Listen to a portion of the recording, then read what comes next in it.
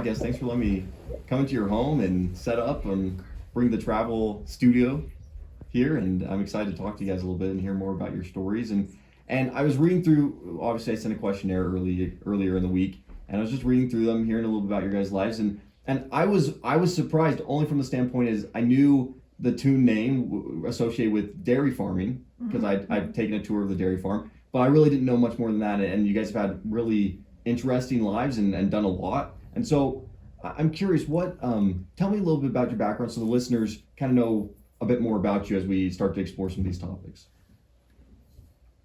You go. So I grew up on the Toone Dairy Farm and was there doing a little bit of everything until I was 25-ish. And included in that was a mission to upstate New York. Then it was called the Camorra Mission, and a year at Utah State University. But I always, for some reason, thought I was going to be an engineer. I loved erector sets. I could build anything. I would spend any time I was on a tractor, I was looking at things and deciding how can I make that better. And so upon returning from my mission, I went to BYU because that's where my companions were. And I went to He saw the light. I went to the Career Counseling Center looking for an aspect of engineering that would work for me. I tried double E, electrical engineering at Utah State, and that was not going to work for me. And so I was we just kind of stumbled across a new program at BYU called Manufacturing Engineering Technology, and I was introduced to a Dr. Del K. Allen, and he took me under his wing, introduced me to a new evolving field that was computer-aided manufacturing, and there was an international organization called CAMI, Computer-Aided Manufacturing International. Okay, yeah. And he took me to a conference or a convention in Washington, D.C., and I met some folks from across industry, and that just became a passion and a vocation for me. At that time, we had just quit wearing slide rules in leather pouches dangling from our belts. We're really old. I had the pocket protector and everything. A Summit calculator that was the size of a matchbox cost $100, and it could do 5 functions, including square roots. So, we were talking about computer-aided manufacturing almost before there were computers, and so that was the challenge.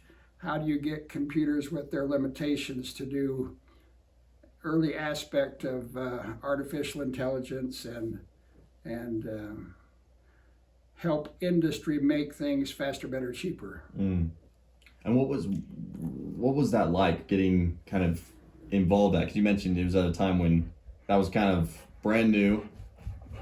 Computers were limited as far as what they could do at the time. So were you guys just exploring, the different aspects of computer manufacturing? Were you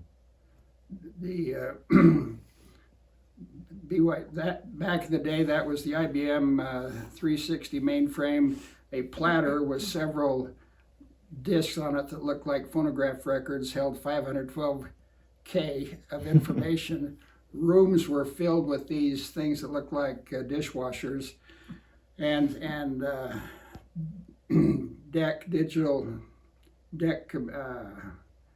had come out. Digital Equipment Corporation had come out with their PD11 series. There was 1145, 1170. BYU had the 1170, and it was pretty exciting. But because of memory limitations and so forth, it was how do you layer things inside the different storage mechanisms and memory capacity of the computer so that you could do things like, we were looking at process planning. So if this, then that. If you want to mill, drill, weld, or whatever, there are so many processes that allow that or enable that. And so how do you develop a system that says, if this, shape or material or requirement, spit out an instruction sheet that you could hand to the shop and say, this is how you make this part. A gear, a hydraulic tube, whatever. Interesting. Okay, so you're really on kind of that forefront of figuring out how this new industry was coming along and working with the limited but newer technology that they had at the time. Right. Yeah, it was a lot of fun, challenging. It was in that through the CAMI organization, I met some folks from John Deere and for Caterpillar, and this Ronald Fisher, who was the director of Caterpillar's manufacturing development organization, eventually offered me a job. And so I went to Caterpillar for 8 years and worked in their environment where they were learning how to weld with robots and use high-powered lasers for cutting and joining materials, and there we used some of this early CAMI technology for work for heat-treat instruction sheets and for gear manufacturing protocol, and we even for bending tubes, we had some algorithms that said we could feed it the shape from a CAD system and the type of fittings, and it would spit out the process plan, if you will, and the code for the numerical controlled or NC controlled bending machine. And then we had to back it off a little bit because the operators wanted to feel like they were contributing. So. And this is while you're working at CAT, right? Yes. And how old were you at this point? You said 25, 20, were you in your mid-20s? Is that when you're working at? Yes, so probably late 20s, early 30s. Late 20s, early 30s. So, Linda, at this point, had you guys met? Were you, so we kind of got upbringing, childhood for Curtis, but are you from Grace? Did you guys meet each other here? Tell me a little bit about your background. Well, my story is much simpler. I grew up in Orem, and I just always thought I'd go to BYU, but I didn't want to live at home, and Sure. I was 5 minutes away from campus. And Yeah. so, and I had a stepdad at that time that said, well, you can either live at home and go to BYU, or you could go to Utah State, you could go to University of Utah, you could go, they was naming all the colleges around. And I said, I want to go to BYU. So I finally went out and I lived on campus for the first year and then in Provo the other years. But it was great because I could just bring my laundry home and get a good meal once a week. We met as I was working in the student center, Wilkinson Center, selling donuts. What was it called? I don't know. Anyway, and we dated, I should say, on and off. Don't tell any stories. We dated on and off. What's on and off? We'd date for a while, and then I'd go kind of he'd date some other people, and on and off. Testing the waters. Yeah. But at some point, I started right after high school. I started some summer classes. So in 3.5 years, I had an elementary ed or an early childhood education degree with an elementary certificate too. And my mom had done the same thing. She was a teacher, and both she and my dad had graduated from the Y. And my dad actually came back after going to Northwestern and getting his MBA and CPA. He came back and they bought this home in Orem, and he was the internal auditor for BYU. So he had an office in the Mazer building, they only had 5 buildings on campus when they went to BYU. So it's crazy how that's grown. Yeah. She's now living with us in the basement. She's 99, and still right now she's on a Zoom class with UVU. So she's a lifelong learner. Yeah. Anyway, let's see, I got lost there for a minute. What was I talking about? I graduated in December and got a call while I was working from the placement center saying there's an interview for a kindergarten job in Idaho. And I said, where in Idaho? And they said, it's just a little farming community. Well, what's it called? Grace. And I said, oh my goodness, I've been there many times. And so I think. And had you been here many times because of Curtis? Yes. Okay. Yeah, I'd come up on weekends with him. And Gotcha. While you guys were dating. Yes, and his family loved me. And so I think, don't you think? She never admitted it. I think his mother went to the school superintendent, who just lived around the corner here, and his son lives right next door to us. And I think she said, I have, as you know, a possible daughter-in-law who's just graduating, and they had never had kindergarten here in Grace. So they just wanted to try a pilot program and do January to the 1st of June. And so it was perfect for me because I finished in December and I came up and interviewed and got the job. And then I called Kurt and said, guess what? I'm going to teach in Grace. And we were kind of on the offs then, right? But he moved me up here and got me settled, and our house was right across the street from here, right? Anyway, it used to be a little old dentist office, and I was with 2 other single teachers, and I was here that 5 months, and I taught your dad. You knew that, right? Yes, he mentioned that you taught him. Isn't that fun? He was one of my favorite little kids. He'd come in these cute little jeans and plaid shirts and a big belt buckle and boots. You know, he just looked like a little cowboy. Handsome little boy. Still a handsome guy, right? As you all are. The McCurdys are all awesome. But yeah, he really was one of my favorites. And so I have to tell you a quick story about him. We had, the school was right behind the church, the old elementary school, and we were the very room on the end, and we had a nice big kindergarten room and a drinking fountain that had some steps that they had to stand up on.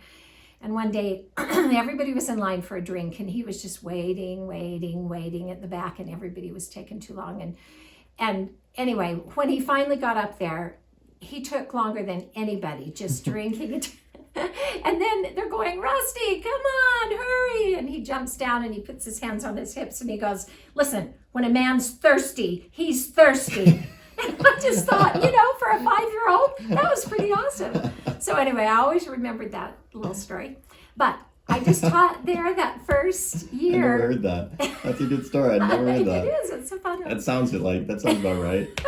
I still think we get that occasionally from him, though. Do you? When a man's thirsty, he's thirsty. He's thirsty. I'm not sure it's water he's drinking. I think it's like Diet Coke now, but still, when he's thirsty, he's thirsty. He's That's still funny. thirsty. Yeah. So that was so fun when I came back and saw him. And just a few months ago, somebody else came to my door and he said, do you remember me? And I went, are you Roy? And it was Roy Matthews, who is our stake president's older brother. Mm-hmm. And he was one of my kindergarten kids. And he said, my brother told me that you lived right here on Main Street. And so I just had to come. And his wife was in the car and she came out and she said, he's always told me he had a crush on his kindergarten teacher. So I need to come and meet you. You know, but I was probably the only young single person in the elementary. My roommates were in junior high.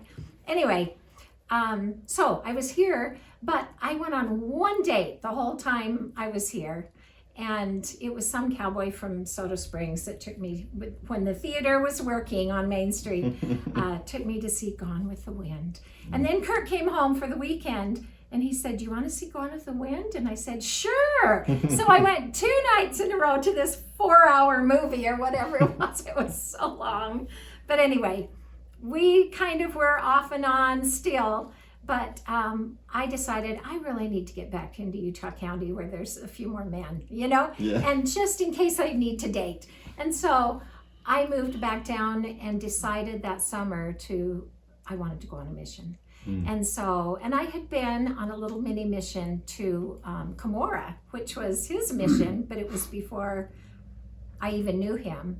And I just being in the pageant, the Hill Camorra pageant, and getting to know people, talk to people, because we did a little proselyting every night, and, you know, talk to the people who came to the pageant. And I just thought, I think I'd like to be a missionary. And so I did. And he came down to visit me. Actually, he came down because he was dating another girl at the time and she was graduating. So he came down to Provo for her graduation and then came to my apartment. And I said, you know what? I I think I'm going to go on a mission. And he was shocked. He always thought I'd be waiting in the wings. Right? Kind of, sort of. Yeah, he's not talking. Okay, so anyway, so I did, and I loved it. I went to Washington, D.C. and served a mission and just loved it so much. So when I came back, we got married 2 months later. So, yeah. Anyway, so that's kind of how we met. So off and on for 5 years, really. Yeah. We met in 71, got married. Well, we met in 72, got married in 77. So, anyway. So it was 71, 72. She was in my family home evening group. She was one of 5 beautiful young women, and 6. And so in the summer or the spring of 72, I was just smitten and thought she should marry me. And I said, what would you do if I asked you to marry me? And she said, you know what I would say. Because she was waiting for a missionary that was serving in England. Oh. And High so school. she would My not husband's let anything develop. In March of that year, I needed a date, and I asked her if she wanted to go to the Society of Manufacturing Engineers How exciting. spring banquet. And we did. And so she No. says, if you don't touch me. And so I took her in my car on the way. She says, we need to go to ZCMI and You are shop not going for to tell some. this. Curtis, we should have talked. So she was, It's too late. This It's is coming out. embarrassing. we were shopping for stuff for her Honeymoon. trousseau and her honeymoon with this other guy, and I was just the Uber driver. He was my family So home in- evening brother. You were just helping out. So I was just helping out. So under those conditions, the summer of 72 set in. She had rejected me, and I had an opportunity to go to Hawaii with the Southeastern Idaho Young Single Adults group. So there was 150 kids, only 30 guys. We had a chartered flight to Hawaii, It's good numbers. a hotel on Waikiki Beach, $300. And Crazy. in that setting, I met a young lady from Soda Springs, Idaho. And so it became Linda who, and my interest went elsewhere. I see. And so from then after, That's why it was on and off. she was stalking me. Because my missionary came home and I went, oh, what have I done? I don't want to marry him. It was kind of sad. So I was stalked married my roommate. as I I introduced them. Yeah. was my interests were elsewhere. But you kept coming back. He always kept coming back. And he'd bring girls up to the farm and they'd say, well, she was nice, but she's not Linda. And that was always so lovely to me. His brothers loved me. His mother lived. His dad died while we were during that time, and he loved me. And his mom told me afterwards, Floyd really wanted you and Curtis to get together, so I'm glad you did. Sounds like a lot of the kindergartners also liked you. They had a lot of crushes going on, it sounds like. Why not? And I even used to say, I remember asking I had 2 kindergarten classes, 58 kids. That was a lot of kids, but I had a full-time aide, which was great. But I remember seeing a Toone Dairy truck go past down the road because I could see that straight out, from my window in kindergarten. And I, sometimes when they'd go by, I'd just get tears in my eyes. It was like, oh, Toone Dairy. And his mom would still invite me over to visit and stuff, and eat, whatever. But I just said to these little 5-year-olds one day, what do you think Miss Black should do? Do you think I should stay here and marry, did I say a farmer? Or do you think I should go on a mission? And they'd say, go on a mission, because I was thinking about it even then. So anyway, I think the little girl said marry, and the boy said, go on a mission. Anyway, it all worked out. We just had a long, interesting courtship, and then we got married in '77 and lived happily ever after with our 4 children. So isn't it wonderful that you are now living on Main Street in Grace, Idaho? Who would have thought? Right across from where I used to live. Yeah, it is. It Full is circle. lovely. This is all he wanted to do when he retired, was go to Grace and sit on a tractor till he dies. That was the statement. So that's what he's doing. So over the course of my career, we lived in Illinois with Caterpillar, and then San Jose for 12 years with another defense manufacturing company, and then on the East Coast in Pennsylvania, we were there for over 20 years. And so every vacation from wherever we were from there to Grace, Grace. Idaho.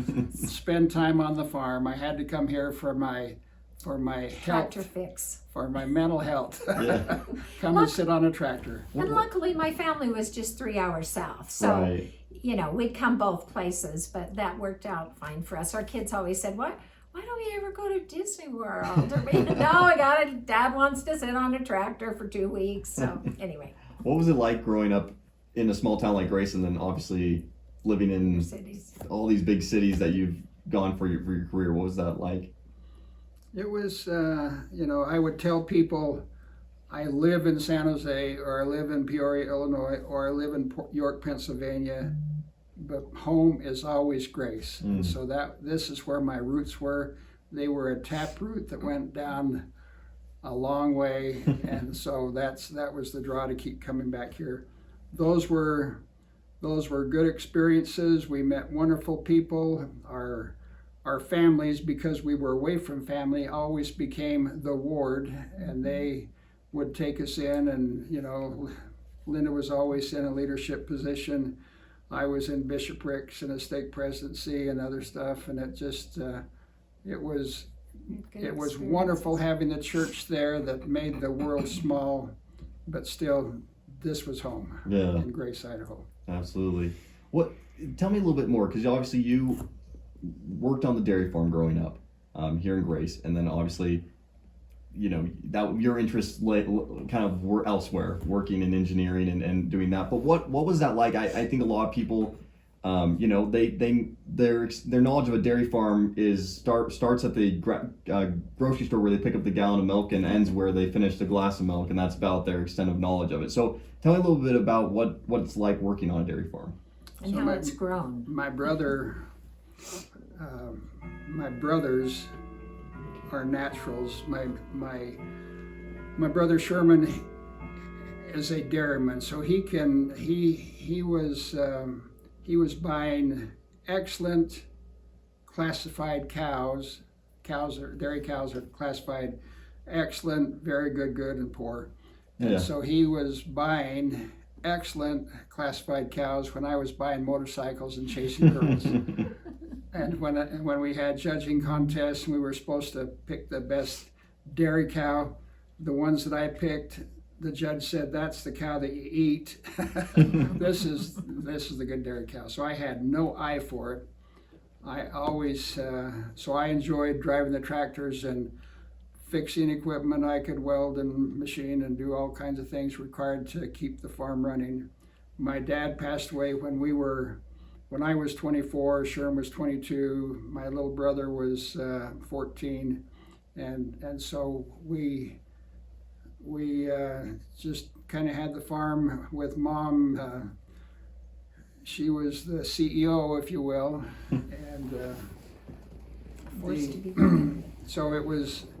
I enjoyed it. It was a great way to learn how to work and so forth, but it wasn't big enough for all of us, and so someone had to do something else. At that time, the farm, they were milking 40 or 50 cows and running about 400 acres. And I left in '76, and in the 45 years that followed, they're now milking 500 cows. They got 1,000 head of livestock down there. They're farming almost 3,000 acres, and it's become a big-time operation supporting several families. So I wouldn't have let him do that. We would have had the same buildings, the same pastures, the same fences, but Sherm was a real visionary when it came to his farm, and and did what he did. So it's now the only dairy farm left in Caribou County. Yeah.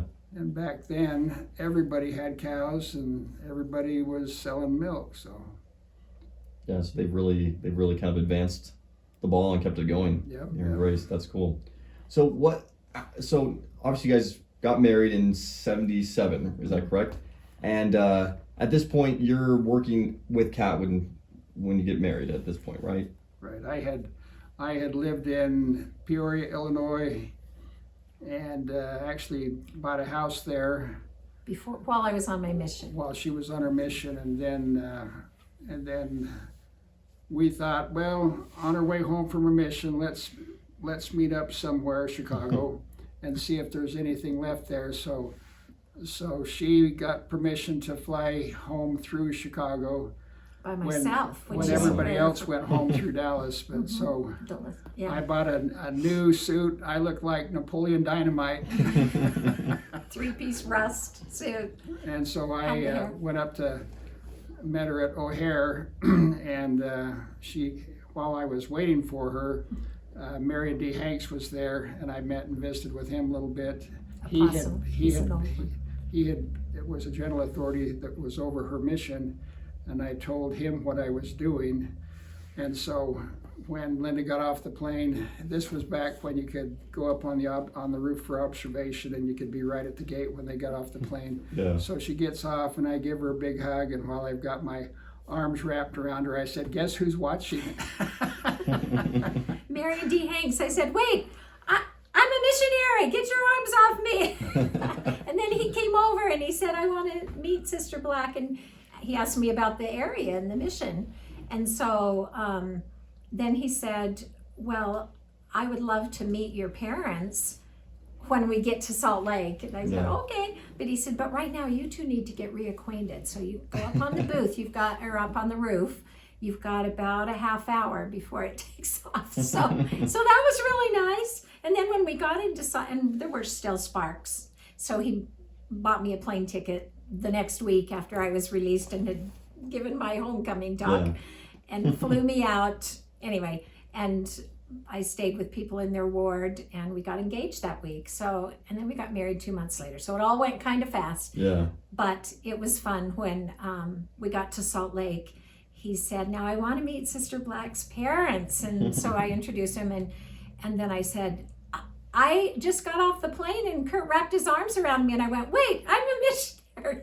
And he said, I turned my head, I didn't see a thing. And he was just so sweet. Yeah. So we actually tried to contact him to see if he would seal us, because we got married in the Salt Lake Temple, and he was gone. So that was anyway. Yeah. But that was a fun story. Okay, I didn't know you were going to tell that story.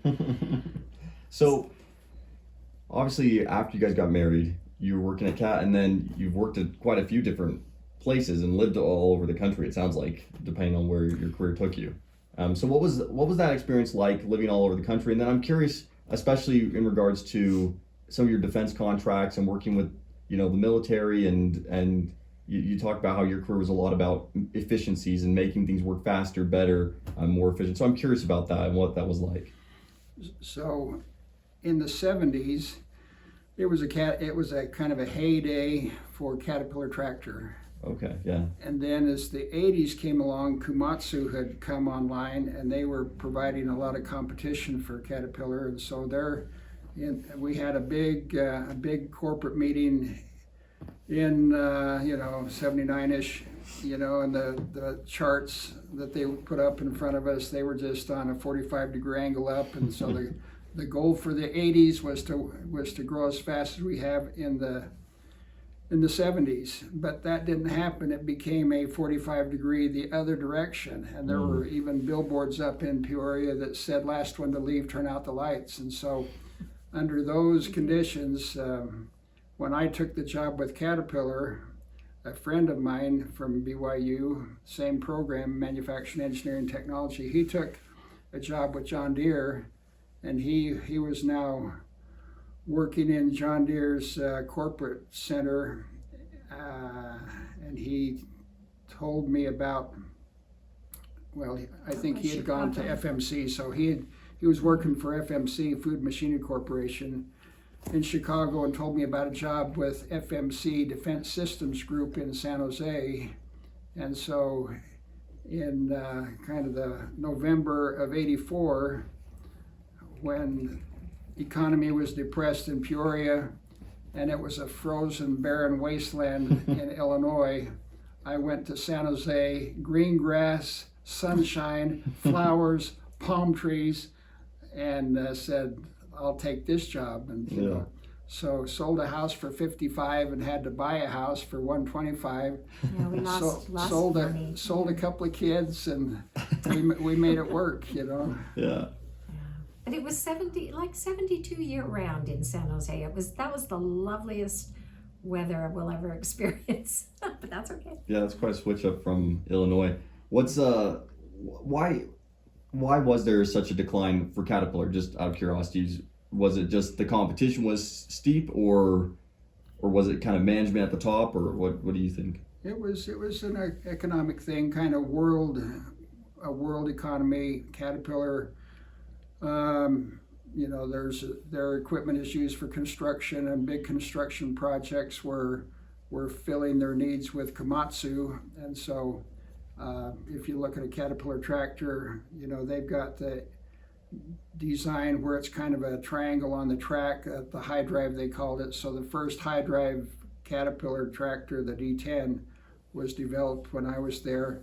The first Challenger Caterpillar ag tractor was developed while I was there, and because of the programs I was in there, we had an opportunity to go spend a couple of weeks at the tech center and drive anything and everything they had there. You know, pick your favorite and go play with it. And so I did that for a couple of weeks, and so it was wonderful. So it was, at the time, I didn't realize how important a pension was, and so even though I'd been there for 8 years and 2 more years I invested in a pension, I said I don't care, and so we ran to San Jose. But it was, I think, had I stayed in Peoria, you know, fields, landscapes of corn and beans versus the Pacific Coast Highway, you know, it was not a hard decision. Right. And so moving to San Jose was fun. I was able to head up an organization there called CAD/CAM Services, which included some CAD/CAM technology development, plus computer-aided or tool design, and a group, NC Control. They programmed the milling machines, and so we did a lot of fun things there. One of them was how do we get CAD more involved in the making of drawings? Traditionally, making an engineering drawing involved, you know, lettering on an engineering drawing was an art form. Right. People prided themselves with that, and so my passion was to get rid of drafting boards and have more CAD-based drawings. And so one weekend overnight, drafting boards were moved out. When they came to work, everybody had a CAD station, and they were forced to start making the CAD-based drawings, and we went from there to be more and more CAD-based. And is CAD like computer generated specs, or what does that consist of?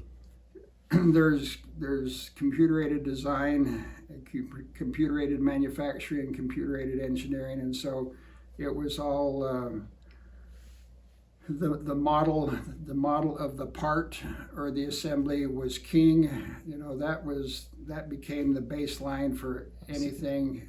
Eventually, the idea was to be able to build a product, an assembly, a part, a fixture in CAD with enough fidelity that when you put it all together and then turn those individual computer-based parts into reality, prototype 1 was production unit number 1. It meant that we had worked out all of the issues in the CAD environment in pixels before we actually made a part. Right.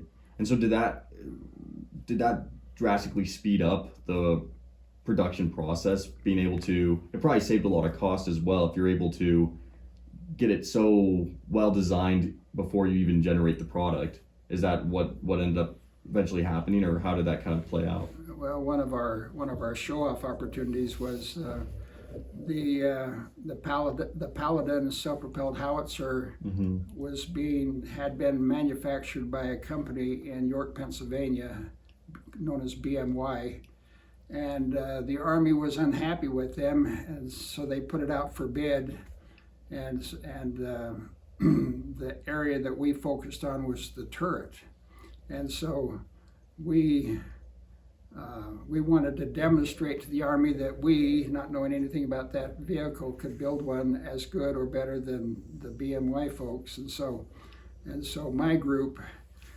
developed a full 3D based model of that structure. We developed the NC programs based on the models. We developed a fixture based on the models, and so when the Army came to review our proposal, we'd actually built a turret, and it was sitting on the shop floor. And the important thing is to take lead time out of the process. As soon as the design solidified in a certain area, we could start building the tooling around it. And it was just a lot of fun. That's kind of moved the chain on the sideline, if you will, and said, right. This is what you can do if you get the drafting boards and the lead time for traditional tool manufacturing processes out of the way. Yeah. So we took, that's the faster, better, cheaper thing. Right. But all of the parts, even though we had never seen this turret before and had never welded one up before, the fixturing worked perfectly, except for one corner.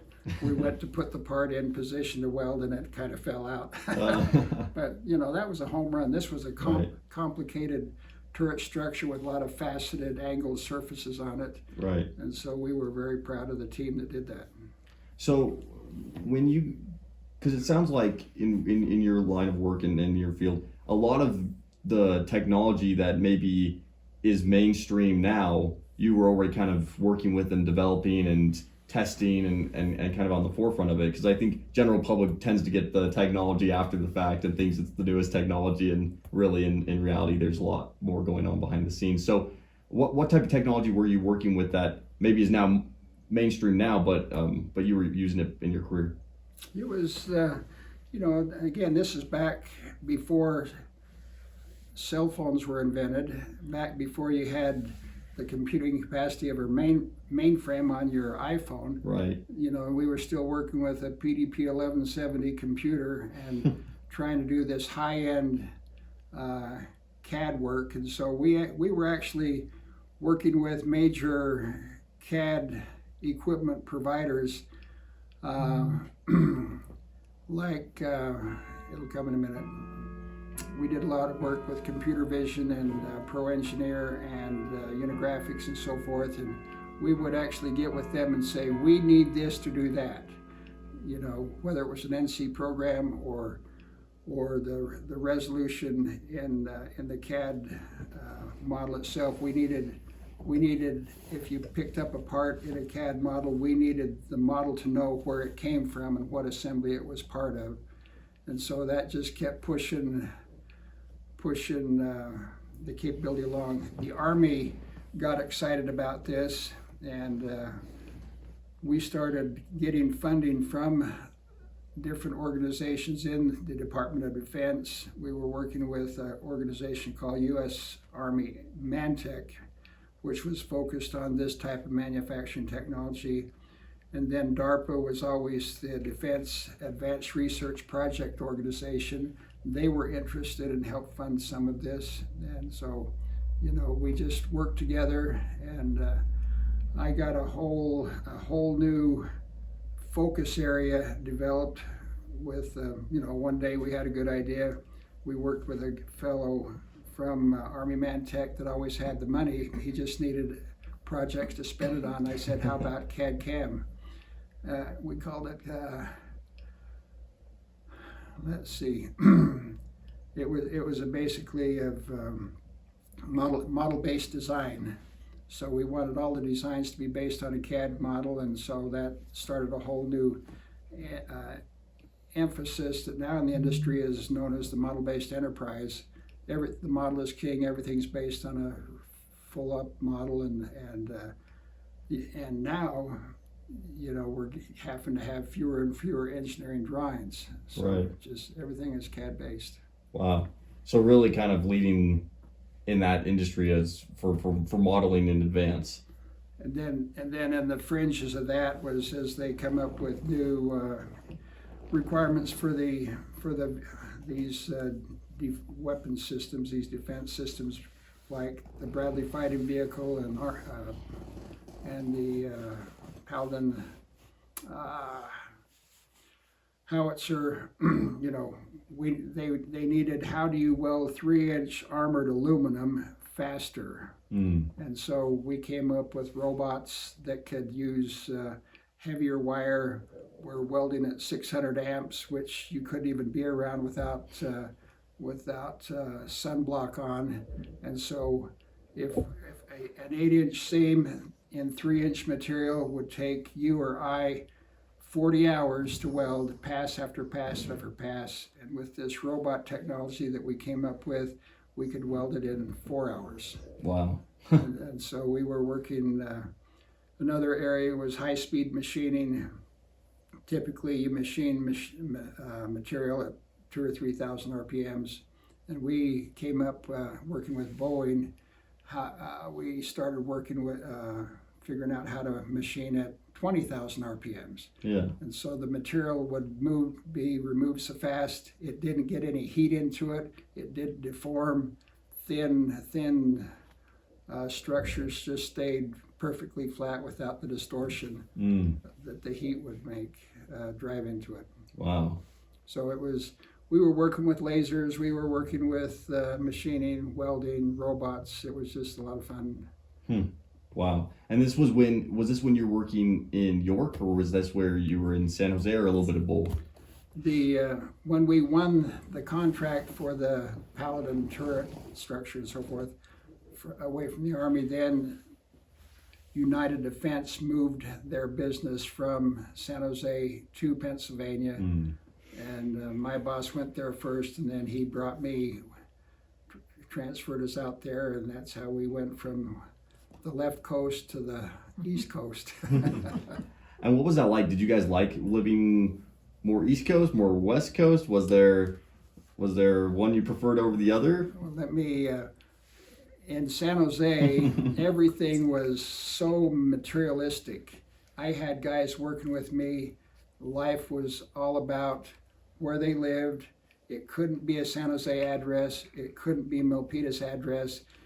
For him and his gold-trimmed Lexus, it had to be Santa Clara or Los Gatos or some better place. So it was all materialistic, and so moving to Pennsylvania was kind of a breath of fresh air. The plant was out in the middle of a cornfield. It was very, I would tell people, I work with better Christians there than I go to church with. They were just good people. Yeah. Churches on every corner. The lights were on in the churches during the week. And it was just good people with good Christian values that was refreshing. The thing I noticed the most when we moved from San Jose, our kids pretty much grew up, 12 years there, so they pretty much grew up in California, and our oldest daughter had gone to BYU when we moved, and the other ones, we had one in high school, one in middle school, and one in elementary school when we got to Pennsylvania. And the first thing I remember them saying, we went in a McDonald's, because that's his favorite.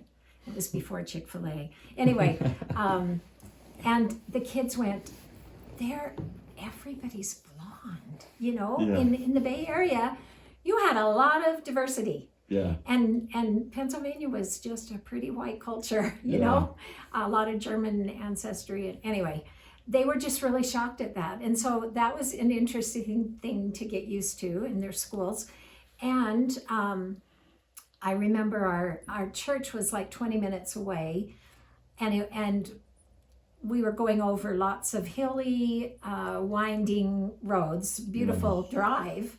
But when our 16-year-old wanted to start driving to Mutual, or wherever she was going, it was scary because I remember telling people I would rather have her driving on a 6-lane freeway than on a 1 lane with a car coming towards you, going around bends and up and down. That was scary Right. to get used to. And she did end up wrecking the family station wagon, So but not going to church. Pennsylvania has more miles of paved road than any other Any state in the state. country, and it's Really? they kind of paved every cow trail. Mm-hmm. They didn't have bar pits like we have here. The some roads you could almost reach out and touch the power poles as you went by, or the door to the barn next to the road. It was just all the buildings were so close to the roads. Yeah. And so But it was a lovely place to live, and it was beautiful terrain, and it felt like we'd gone back in time about 50 years. You know, Really? as much as we loved San Jose, it was just so family friendly and just a nice thing. And we had lots of wonderful opportunities through church activities, and through our kids had lots of musical opportunities and just some awesome things. Should I tell one? Should I tell about Kirtland? just in a minute. Okay. So activities, you know, I was working in scouting and also was working with the young women on their 4th-year hike. So in California, the 4th-year hike was high up in the Sierras. You know, awesome experiences there, taking these girls across glaciers and you know, fun experiences rappelling on big boulders overlooking a beautiful lake. And then in Pennsylvania, we were on the Appalachian Trail, and so 4th-year hikes were 40 miles of hiking on the Appalachian Trail, and you know, it's just there hiking. You were always in the canopy, trees everywhere. Yeah. So the poor kids that had to go on pioneer treks out here in Wyoming and sagebrush and being sandblasted. In Pennsylvania, we were on a gas line right away in the trees. It was just gorgeous. Yeah. And our girls' camp, well, I'm back in California again. We had a Camp Ritchie that was amazing, and it was between Lake Tahoe and Yosemite. I couldn't think of the words. And it was a week long. So we went on Saturday, the girls went on buses, and we were there a week. And most of that time I was in Stake Young Women, so I was there every year.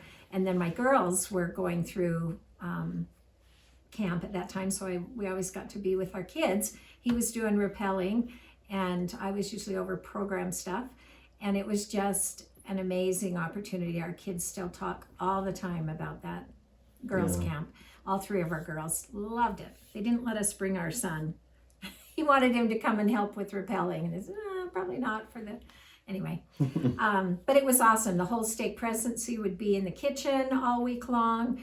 The bishops would all come up on Sunday, and we had sacrament meeting. And one time I asked Kurt Bester to come and do a fireside, and he was a great, you know, musician in Utah. And so we flew him out. Somebody had miles, and they gave him, you know, a trip, and he slept out on the rocks in our sleeping bag. He said, I don't want to be in a cabin. I just want to be out on the rocks, and you know, the stars were amazing. Anyway, that was fun. Yeah. No, that's cool. What was rappelling like? Because it sounds like that was a kind of a big part of For what years. you guys did. And so what did you learn from rappelling? And what was that experience like working with young adults? And I think there's a little bit of a fear factor to doing rappelling for the first few times, and there's probably some lessons to be learned from that. So what did you tell me a little bit more about that? So when we were living in Peoria, Illinois, we were 90 miles away from Nauvoo, and so we would have different experiences with different functions at Nauvoo. One was a regional scout encampment, and so 2,000 boys from the Chicago area of Illinois, you know, Chicago to Springfield kind of, were invited to this regional scout encampment, and we went into a scout camp that was set up for 300 boys, and we brought in porta potties and swimming pools and set it up to accommodate 2,000. One of the things they needed was rappelling, there were no hills close by, so they built a rappelling tower with 3 different levels, and I don't know if we got up to 100 feet, maybe 60, but I spent a week there tying Swiss seats and introducing people to this experience of rappelling. And then when we moved to Illinois, there was a place on the Appalachian Trail that had a 80-foot drop straight down that we would go. I would take groups, young men, young women there rappelling, and I bought a bunch of harnesses and helmets and carabiners and so forth, and I would do a top belay. And so we would teach them that this is like life. We're backing you up over to the edge. This is like come down to earth. Trust me. I'll help you down. Nothing will happen. There's people down there, your bishop, waiting to help you. But we will help you get down there safely. So over the years, it was just interesting to see how that the grit young people had became less and less. Well, and the girls seemed to have more grit and more ability to do hard things than some of the young men. I'd get big football players on the edge trying to back them up, trying to get them over, and their knees were quivering, and finally they would start through tears say, "Don't make me do this." And so, after 30 years of doing this, I finally gave my equipment to my son because I was losing patience, and rather than talking him over the edge, I just wanted to push him. and he had also been belaying since he was in high school, so the two of them were a good team. But at Camp Ritchie in California, the stake president was maybe 350 pounds. He was a really big man, and we'd have all these little beehives come in. This was just a young women camp, so that were scared. It was it 150 feet? It was a big cliff. 120. It was a long way. It was a long ways. It was scary for me, but I did do it several times. But our stake president always volunteered to go first. And if that's going to hold him, then they know it's going to hold a 100-pound beehive. With a Swiss seat that I tied because I didn't have a harness big enough. So that was a lot of faith for him too. But it worked out great. And so over the years, we took our daughter's potential husbands. We said, okay, if you want to marry our daughter, you've got to be willing to step off a cliff for her. And so we'd take them rappelling, and they'd always do it.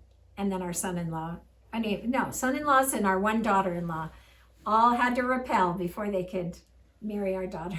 And so it was a good, fun family activity, if you will. Yeah. What do you think, looking back, really defines a meaningful life? What do you think, as young people trying to grow up and figure out their purpose and path in life, what do you think would be your advice to them on building a meaningful life? Well, I think spirituality. I think kids have to feel the Spirit, and you have to give them experiences where they will feel that, because that's so important, I think.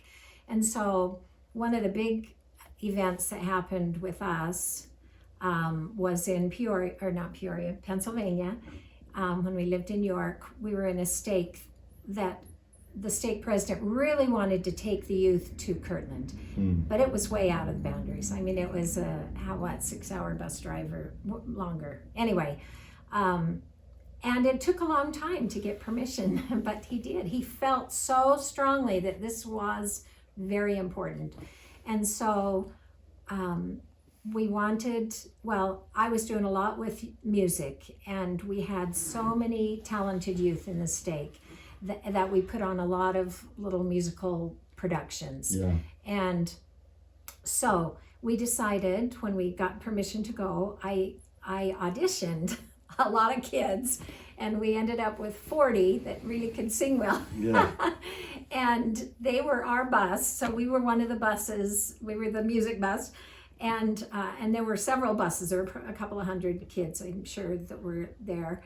And we went to Kirtland, and we did all the sightseeing, we did service projects, but two main things. We put on a musical, My Servant Joseph, which was kind of popular about that time, or a little before that time maybe, because we'd done it in San Jose too.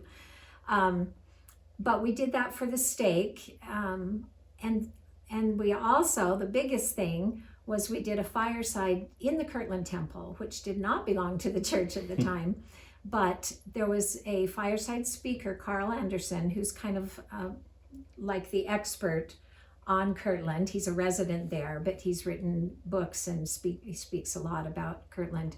And he was coming to speak. And so other people in the community were coming to listen, and they'd be in the tabernacle. And so we had this Temple. Oh, did I say tabernacle? The Kirtland Temple, yes. And so we had the opportunity to sing 2 or 3 songs. And we put them up in the choir seats, which are not choir seats. That's where the priesthood was in Kirtland days.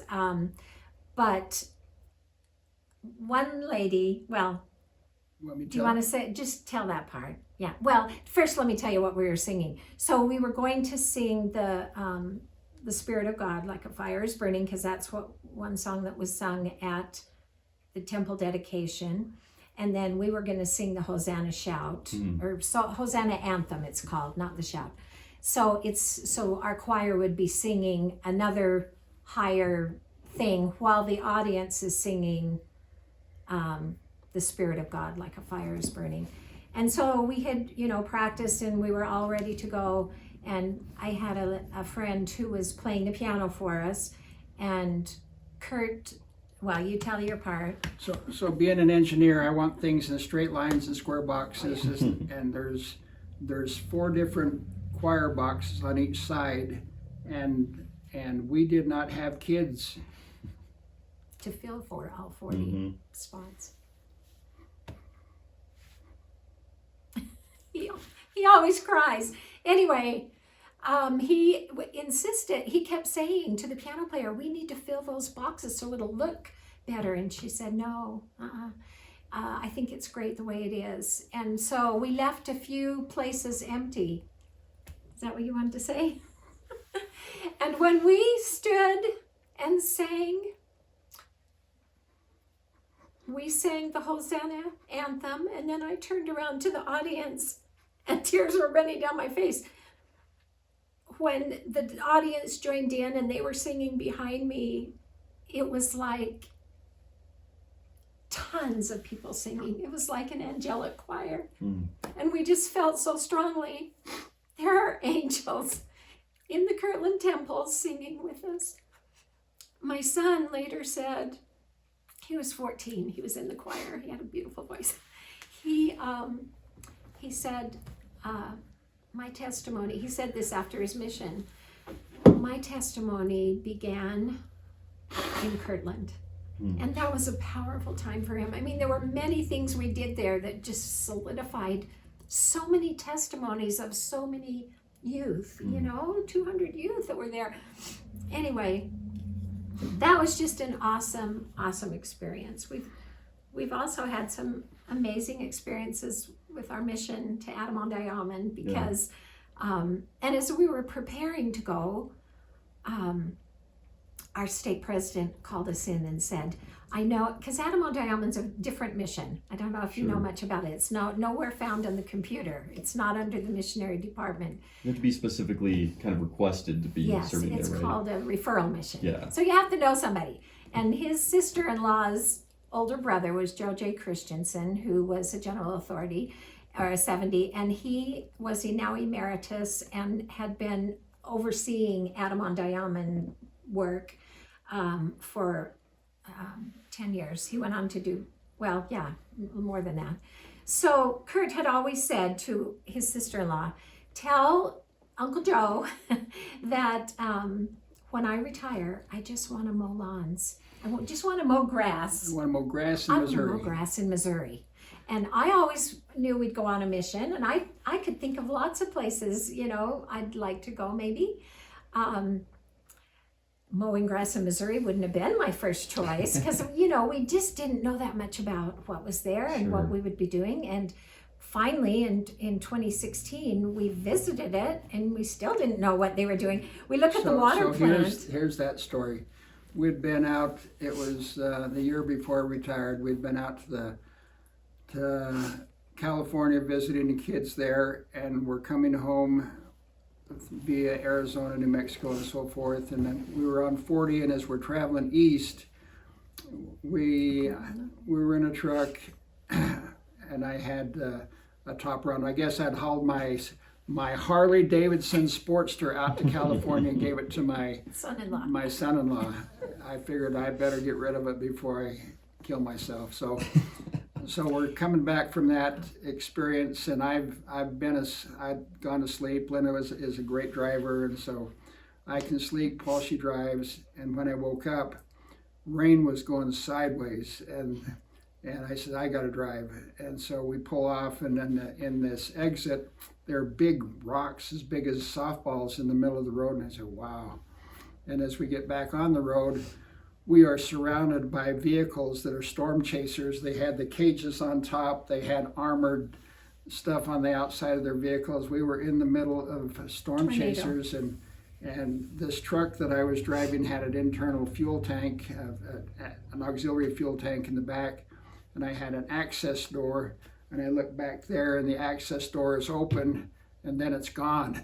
We hope it didn't go through somebody's windshield behind us. But we pulled over, and I had materials in the back that I could, I made another one, even painted it right there while we were stopped in this little school parking lot. And then we went to McDonald's and said, what has happened?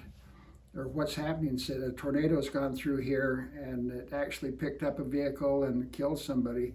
And so the tornado was following 40, and we said, let's go north and get away from this. And so that was Kansas we looked City. at the map and said, what's north? And we said, Adirondack, let's go there. So it was kind of a 5-hour detour, but we drove up and found Adirondack. And as we drove in the gate, my phone rings, and my brother Sherman says, where are you? We just drove into Adirondack, I said, and he said, well, great. Joe's there and wants to talk to you. Because they only came like 3 days every month. Yeah. And they alternate 2 different general authorities every other month with their wives. So we went and found him, and he, in the course of talking to him, I told him we'd been in a tornado, and I'd replaced the door on my topper that I'd built, and he looked at it and says, wow, you're hired. So he wanted me there in 2018, and I said, well, I got to sell this house in Pennsylvania first.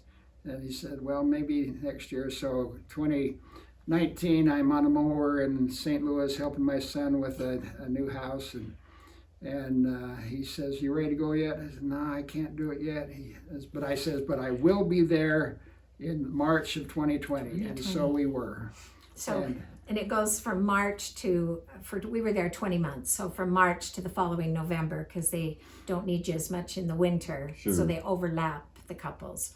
So that's why we knew it had to begin in March. Now they've shortened it to 18. So they go out in April, come back in October. So while we're there, it's just opportunity after opportunity where I think my dad was assigned to be my guardian angel, because there's times when, the mission statement is to maintain, beautify, and improve this area for the Lord's return. And so the land and that's our what we did. We lives.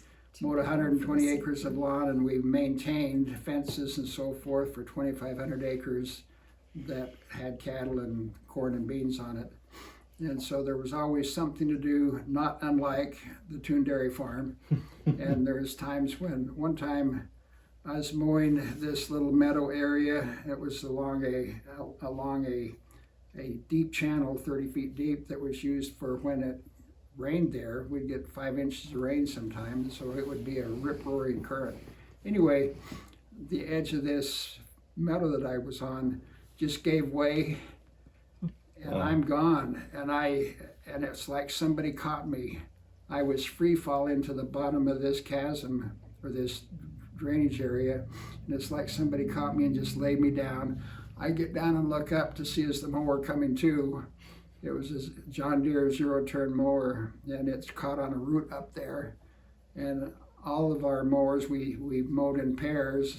Elder Bird was following me, and one minute I'm there, and the next minute I'm gone. And he stopped. Curtis, are you okay? And he had a 15-foot strap that he threw down for me to grab a hold of, but I had to climb up about 15 feet to grab it. And then he pulled me back up, and it just, how that mower didn't come down and land on top of me, how I didn't get banged up as I went down, it was just, that's one of several miracles that happened as we were there and working. But and we were there during COVID, and so because we do what we do, somebody has to care for the grounds. The women were in a big old room with 14 computers doing indexing at the time. Now they do some other stuff, but we did a lot of community service and different things. But during the first part of COVID, and we were in near Amish communities who they didn't wear masks. We just shopped with the Amish because they did, their stores were open but it was all. We were in our own protected bubble. Yeah. And the interesting thing about Adam-on-Diamond is it's directly under the First Presidency. So our two general authorities would go back and report, this is what's happening there, and or this is what they need, and they said that we could stay in our own little bubble, so we didn't ever have to stop. We got out there on the 10th of March, and then they closed like that weekend having church. But we were able to meet as just our own little 26 or 13 couples, 26 people, and continue having a 2-hour block. And we just took turns speaking in sacrament and teaching Come Follow Me, and just doing the work that needed to be done there. So we didn't get a lot of buses, during that time. A couple we saw after a few months. But now his brother and his wife are serving there. Oh, okay. His brother Greg, who's a mechanic out there, and it's wild. There's just so many people that. What exactly is the mission in Adam-on-Diamond? Is it just a big area that is maintained and people come and visit? Is there any buildings there? Is it what is it really? You have to go out and see. There's 14 homes. Well, there's 2,500 acres, and in this area was we're told when Adam and Eve got kicked out of the Garden of Eden, this is where they came. And there's a place called Tower Hill where we can point to and say this is where Adam built his altar. And so it's just a sacred area that someday the first return of the Savior in this dispensation will be to Adam-on-Diamond. So we're just there maintaining it and beautifying it so that it's ready for his return whenever that happens. Very cool. And it's kind of an outdoor sacred temple, if you will. And we treat it that way.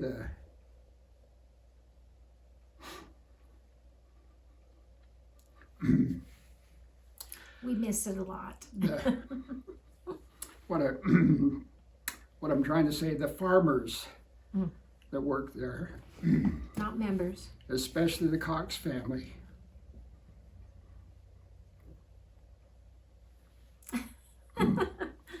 they live it like we do. Yeah, this non-member farmer has asked if he can be buried at Adam-on-Diamond, and they had to get First Presidency approval for that. But there's a couple of old cemeteries on the property, and they said yes, he can be. So anyway, Kurt loves him. They reverently maintain and beautify the land right along with us. They don't do any farming on Sunday. They don't. They're just wonderful people. Their ancestors probably drove us out, but they welcome us in and love us, and it's just fun to work with them. Your question a minute ago was, what have we learned? Early in my career, my priorities were kind of work, church, and family. And that was when we were in California. And so for my first two kids, daughters, there were important events that I let come and go because I was busy with work. And then finally, a dope slap to myself, I said, this is wrong. And so I tried to change the priorities so it was family, church, work, because you could never do enough for work. And so over the years, as I did that, it's amazing how things have worked out so that now in these years of retirement, we have sufficient for our needs. When I had to lay off guys working in the tool room in Caterpillar at FMC or United Defense, as we were moving to Pennsylvania, I needed to lay off guys that had worked for decades in the tool room. Val Simmons, for example. I said, Val, what are you going to do? You want to come to Pennsylvania? And he was a talented tool maker, precision machining. And he says, oh, I'll be okay. I just maintain my properties here. So he was a millionaire, had 4 houses. He was just going to take care of them. So while I was busy being the manager, working long hours, removing drafting boards and implementing new CAD technologies, he and his compatriots were studying the Wall Street Journal and investing. I didn't do that. And but somehow the Lord blessed us, and so as we moved from there to Pennsylvania, and there we were, active in church assignments of all kinds, stake presidency and so forth, and too busy to worry much about investments. The Lord took care of us. And so my advice to kids is, don't be afraid to serve the Lord. He'll take care of you. Don't be afraid to follow your passions. My first advice is be an engineer. It's a ticket to life. Our son is a mechanical engineer now. I finally told my son, I told my daughters, be engineers, it's a ticket to life. And they said, no, we don't want to be like you, Dad. They never said that. And then, so my son, I said, this scholarship is good for this major at this university, take it or leave it. But he got a full ride scholarship from BYU, so he did it on his own. So anyway, after that, I just say follow your passions and enjoy what you do. Find something that you enjoy doing. And the background that I had from the farm was don't be afraid to work. Yeah. Work is a wonderful gift. And our son now has come back so many times and said, Dad, you were at every track meet, swim meet, whatever I did, you were there. And then they were always usually right after school. So he was taking time off work. And just this week, I got a sweet email from my son that said, he sent a song that was called You Put the Music in Me. And he said, I just want to thank you for all the years of music that you put into me and what it means to me now. Right now he's playing, he's been a bishop, he's playing piano in primary, and he was the one child that did not want to take piano lessons. And I taught piano for probably 35, 40 years. Yeah.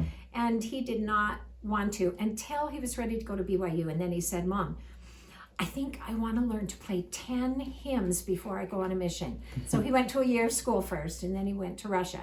And I said, why didn't you say that 18 years ago, And so I sent him to school with some do-it-yourself teaching books.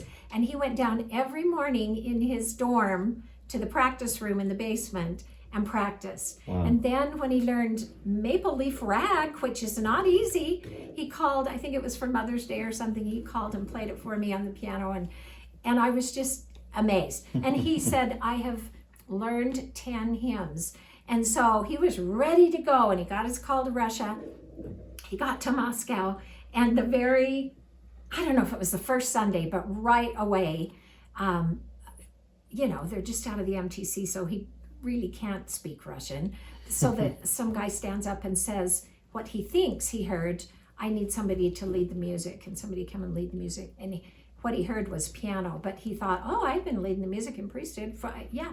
So he raises his hand from the back, and the guy said, Elder, come on up. And then he realizes it's for the piano, and it was not one of his 10. He had these top 10 songs that he could have played, but that was not one. And so anyway, he said, I started out, and then I went to one hand, and then I went to one finger, and I didn't look at the key signature, so he wasn't playing the sharps or the flats. Anyway, finally the elder conducting stops and just says in broken English, Elder, we'll sing a cappella. Thank you. And he had to walk all the way to the back, and he said the priests were just chuckling. It was a big ward. It was a big Moscow ward.